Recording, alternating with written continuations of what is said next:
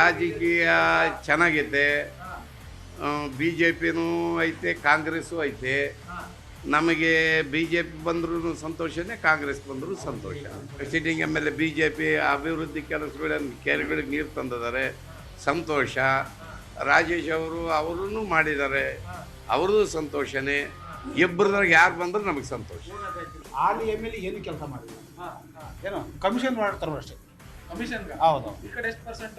40% ಐತಲ್ಲ, panning percent ಐತಿ. B J P ಸರ್ಕಾರ ಮೋದಿಯಿಂದ ನಡೀತಾ ಇದೆ. ಈಗ ಇರ್ತಕ್ಕಂಥ ಎಮ್ ಎಲ್ ಎಗಳೆಲ್ಲ ಅವರಿಂದ ಜೀವನ ಮಾಡ್ತಾರೆ. ಅಂದ್ರೆ ಈ ಎಮ್ ಎಲ್ ಎಗಳಿಂದ ಮೋದಿ ಹೆಸರು ಕೆಡ್ತಾ ಇದೆ. ಹೌದೌದು, 100 ನೋಡವರು. ಮೋದಿ ಬಲಗೈ, ಇವರೆಲ್ಲ ಎಡಗೈ ಕಮ್ಮಿ, ತಡ್ಕೋಸು ಕಮ್ಮಿನೇ. ಮೋದಿ ಸ್ಟ್ಯಾಂಡರ್ಡ್. ನಾವೆಲ್ಲ ಎಂ ಪಿ ಮೋದಿ, ಇಲ್ಲಿ ಕಾಂಗ್ರೆಸ್. ಹೌದು, ಚೆನ್ನಾಗಿದೆ ಅದೊಂಥರ ಲಾಜಿಕ್. ಎಂ ಪಿ ಮಾತ್ರ ಮೋದಿ. ಲೋಕಸಭೆ ಎಲೆಕ್ಷನ್ ಬಂದ್ರೆ ಬಿಜೆಪಿ ಎಲ್ಲ ನಿಂತಿರೋದ್ರಲ್ಲಿ ಯಾರು ಬರ್ತಾರೆ ಸರ್? ಬರೀ ಮೋದಿಯಿಂದಲೇ ಬಂದಿರೋದು ಇವರು. ಇವರೆಲ್ಲ ಕಸಬಡಿ ಎಮ್ ಎಲ್ಗಳು. ಕಾಂಗ್ರೆಸ್ ಅಂತ ಬಂದಾಗ ಇಲ್ಲಿ ತ್ರಿಕೋನ ಸ್ಪರ್ಧೆ ಐತಿ, 3 ಜನ ಇದ್ದಾರೆ. ಯಾರಲ್ಲ 3 ಜನ? ಒಬ್ರು ಬಿಜೆಪಿ. ಕಾಂಗ್ರೆಸ್ ಅಲ್ಲೇ 3 ಜನ ಪೈಪೋಟಿ ಇದೆ. ಟಿಕೆಟ್ಗೋಸ್ಕರ 3 ಜನ ಒಳ ಜಗಳ ಅಂತ ಏನಿಲ್ಲ, ಟಿಕೆಟ್ ಆಕಾಂಕ್ಷಿಗಳು 3 ಜನ ಇದ್ದಾರೆ. ರಾಜೇಶ್ ಅಣ್ಣ, ಪಾಲಣ್ಣ, ದೇವೇಂದ್ರಪ್ಪ. ಪಾಲಯ್ಯ ಅವರು ಮತ್ತೆ ಅದು ST/SC ಘಟಕದ ಅಧ್ಯಕ್ಷ, ST ರಾಜ್ಯಾಧ್ಯಕ್ಷರು. ಅವರು 2 ಟೈಮ್ಸ್ ಜಡ್ಪಿ ಮೆಂಬರು. ಅವರು ಜನಸಂಖ್ಯೆ ಕೆಲಸ ಮಾಡ್ತಾರೆ, ಗೆದ್ರೆ ಆರಾಮಾಗಿ ಕೆಲಸ ಮಾಡಿ. 25 ವರ್ಷದಿಂದ 30 ವರ್ಷ ಸರ್ವಿಸ್ ಐತಿ ತಾಲೂಕಿನಲ್ಲಿ. ಒಬ್ಬ ಸಣ್ಣ ಹುಡುಗ ಹೋದ್ರು ಕೂಡ ಹೆಗಲ್ ಮೇಲೆ ಕೈ ಹಾಕಿ. ಅಂದ್ರೆ ನಿಮ್ ಕ್ಷೇತ್ರದ ಬಗ್ಗೆ ಅವ್ರಿಗೆ ಕಂಪ್ಲೀಟ್ ಐಡಿಯಾ ಇದೆ. ನಾಡಿ ಮಿಡಿತನೂ ಅವ್ರಿಗೆ ಗೊತ್ತಿದೆ. ರಾಜಕಾರಣದಲ್ಲಿ ಹೆಂಗಿದ್ದಾರೆ ಅವರು? ಯುವಕರಿದ್ದಾರೆ, ಬಹಳ ಚೆನ್ನಾಗಿ ಹೋರಾಟ ಮಾಡಿರ್ತಾರೆ. ಕಾಂಗ್ರೆಸ್ ಪಕ್ಷ ಸಿದ್ಧಾಂತದಲ್ಲಿ ಕೆಲಸ ಮಾಡ್ತಾರೆ ಅವರು. ನಾವ್ ಯಾಕ್ರಿ ಕೇರ್ ಮಾಡ್ಬೇಕು? ಯಾರಿಗಾದ್ರು ಕೆರೆ ಸರ್, ಇವತ್ತು ಇವ್ರು ರಾಮಚಂದ್ರಪ್ಪ ನೀರು ತಂದಿಲ್ಲ. ಅಲ್ಲ, ಫಸ್ಟ್ ಚಾನ್ಸನ್ ಐತೆ, ಅದು ಬರ್ತೈತೆ. ರಾಮಚಂದ್ರಪ್ಪ ಎಮ್ ಎಲ್ ಎ ಆದ್ರೂ ಬರ್ತೈತೆ, ರಾಜೇಶಣ್ಣದ M L A Palayya M L A ಬಂದು ನಮ್ಮ ಚೆನ್ನಾಗಿ ಮಳೆ ಬಿದ್ರೆ ನೀರಾಗುತ್ತೆ, ಬಂದೇ ಬರುತ್ತೆ. ಯಾರು ಬರಲ್ಲ. ಇವ್ರು ಪರ್ಸೆಂಟ್ ಓಡ್ತಾರೆ, ನೀರ್ ತರಕ್ಕೆ ಯಾರು ಓಡಾಡಲ್ಲ, ಓಡಾಡಲ್ಲ ಯಾರು. ಬಟ್ ಈಗ ಇಬ್ರು ನೋಡಿಬಿಡಿದ್ವಿ ನಾವು, ಇಬ್ಬರನ್ನೂ ನೋಡಿದ್ವಿ. ಈಗ ಯೂತ್ ಇದ್ದಾರೆ. ಪಾಲಯ್ಯ ಯಾಕೆ ಟಿಕೆಟ್ ಕೊಡಬಾರ್ದು? ಇವರು ಕಾಂಗ್ರೆಸ್ನಿಂದ ಅಧ್ಯಕ್ಷರು, ಯಾಕೆ ಕೊಡಬಾರ್ದು? ಈಗ ಅವ್ರಿಬ್ಬರನ್ನೂ ನಾವು ನೋಡಿಬಿಡಿದ್ವಿ. ಅವರು ಮಾಡಿದ್ದಾರೆ, ಇವರು ಮಾಡಿದ್ದಾರೆ. ಇವನಿಗೊಂದು ಅವಕಾಶ ಕೊಡ್ಲಿ ಬಿಡ್ರಿ ಪಾಲಯ್ಯಗೆ. ರಾಜಕೀಯ ಬಿಸ್ನೆಸ್ ಇದ್ದಂಗೆ ಯಾರು ಎಮ್ ಎಲ್ ಎ ಬಂದ್ರು ಅವ್ರವ್ರ ಜೀವನ ಮಾಡ್ಕೊತಾರೆ. ನಮ್ಮ ಜೀವನ ಯಾರು ಬಡವರು ಅಂತ ಯಾರು ಯೋಚನೆ ಮಾಡಲ್ಲ. ಅವ್ರ ಒಟ್ಟು ರಾಜಕೀಯ ಚೆನ್ನಾಗಿ ಮಾಡ್ತೀವಿ ಅಷ್ಟೇ. ಅಷ್ಟು ಬಿಟ್ಟರೆ ಬೇರೆ ಏನು ಯಾರೇನು ಜೀವನ ಮಾಡಿಸಲ್ಲ. ನಿಮ್ ಪ್ರಕಾರ ಯಾರು ಬೇಕು ಅಂತ ಇಲ್ಲಿಗೆ? ಏನು ಜಗಳೂರು ವಿಧಾನಸಭಾ ಕ್ಷೇತ್ರಕ್ಕೆ ನೋಡಿ ಸರ್, ಜಗಳೂರು ವಿಧಾನಸಭಾ ಟಿಕೆಟ್ಗೆ ಕಾಂಗ್ರೆಸ್ಗೆ ಯಾರು ಬಂದ್ರು ಈ ಸತಿ ಕಾಂಗ್ರೆಸ್ ವರ್ಕ್ ಮಾಡ್ತೀವಿ. M P Modi, local Congress. ಯಾವ್ದು ಬರುತ್ತೋ ಗೊತ್ತಿಲ್ಲ. ಅದು ಅಲ್ಲ ಸರ್, ಸಮ್ಮಿಶ್ರ ಸರ್ಕಾರ. ಕಾಂಗ್ರೆಸ್ ಬರುತ್ತೆ, ಸಮ್ಮಿಶ್ರ ಸರ್ಕಾರ ಅತಂತ್ರ ಗೊತ್ತಿಲ್ಲ ನಮ್ಗೆ. ನಾವು ಬೇಗ ಬೆಳೆಸ್ಕೊಡ್ತೀವಿ.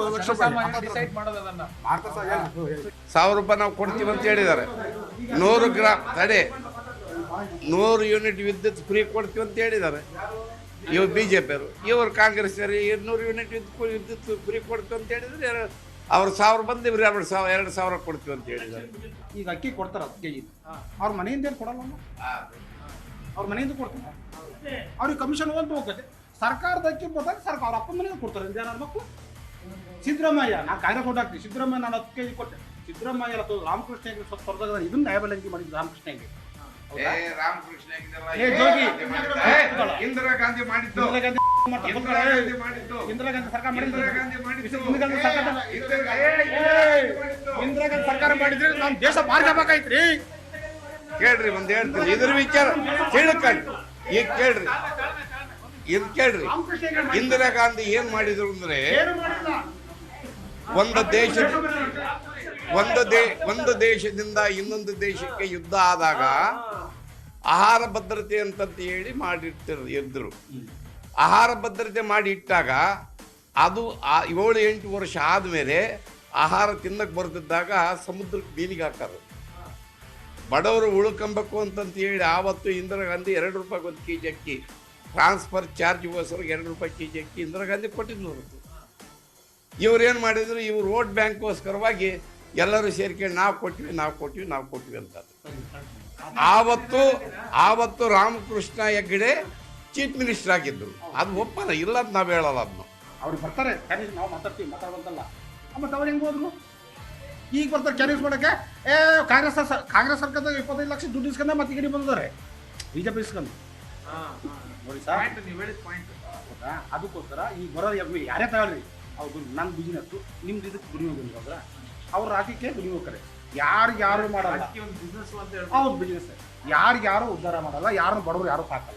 ಅಂತಿಮವಾಗಿ ಜಗಳೂರು ವಿಧಾನಸಭಾ ಕ್ಷೇತ್ರದ ಮತದಾರರ ನಿರ್ಧಾರ ಏನು ಅನ್ನೋದನ್ನ ಈ ಚುನಾವಣಾ ಫಲಿತಾಂಶ ದಿನದವರೆಗೂ ಕೂಡ ಕಾದು ನೋಡಬೇಕಾಗಿದೆ.